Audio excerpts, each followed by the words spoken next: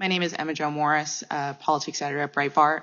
I'm here today because I published a series of news stories 3 years ago in October of 2020 about Hunter Biden's now infamous laptop, also known as the laptop from hell, which is seen as some of the most scandalous reporting of the last decade. What was more scandalous than the reporting itself, though, was the fact that it exposed the unholy alliance between the intelligence community, social media platforms, and legacy media outlets. At the time, I was deputy politics editor at the New York Post, and my reporting showed that despite then candidates Joe Biden's repeated and furious denials, he was apparently involved in the foreign business deals of his family. Over several days, just weeks before Americans would vote for their next president, I revealed verified, authentic emails from the Biden Scion's hard drive showing Ukrainian business partners receiving leaks from the Obama White House. I documented an off-the-books meeting between then Vice President Biden and a Ukrainian energy executive and introduced the world to the big guy who got action on a deal with CEFC, China Energy Company.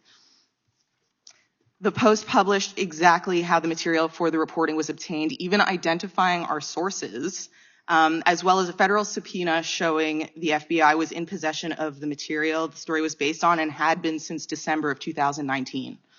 But when the stories appeared on social media that morning, the venue where millions of Americans go to find their news and editors to get their angles, within hours, the reporting was censored on all major platforms on the basis of being called hacked or Russian disinformation. Twitter refused to allow users to share the link to the stories, banned the links from being shared in private messages, a policy, by the way, that's used to clamp down on child porn, and locked the Post out of its verified account. Facebook said it would curb distribution and reach of the links on its platform. However, the stories were not based on hacked materials, nor were they Russian disinformation. And despite those claims appearing to come out of thin air at the time, we would eventually learn that they actually didn't come out of thin air at all. On October 19th, 5 days after the Post began publishing, Politico ran a story headlined, "Hunter Biden's story is Russian disinfo, dozens of former intel officials say." God, I can't even say that with a straight face, you know? Politico printed a letter completely uncritically from veteran members of the U.S. intelligence community, falsely claiming that the Post expose has, quote, all the classic earmarks of a Russian information operation. My God. Most notable among the signatories of that letter were Jim Clapper from former DNI, Michael Hayden, former CIA, John Brennan, former CIA.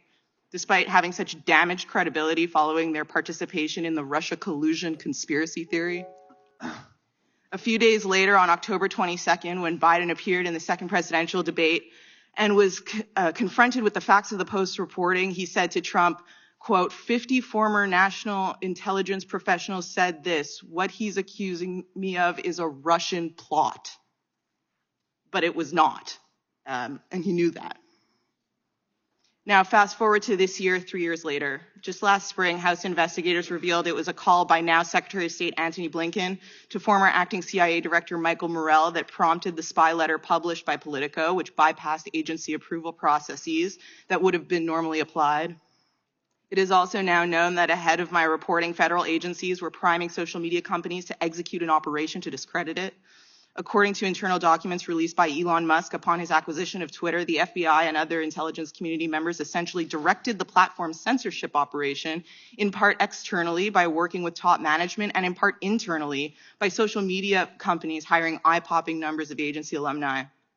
Journalist Michael Schallenberger reported, based on documents he obtained from Musk, that during all of 2020, the FBI and other law enforcement agencies repeatedly primed Twitter executives to dismiss reports of Hunter Biden's laptop as a Russian hack and leak operation.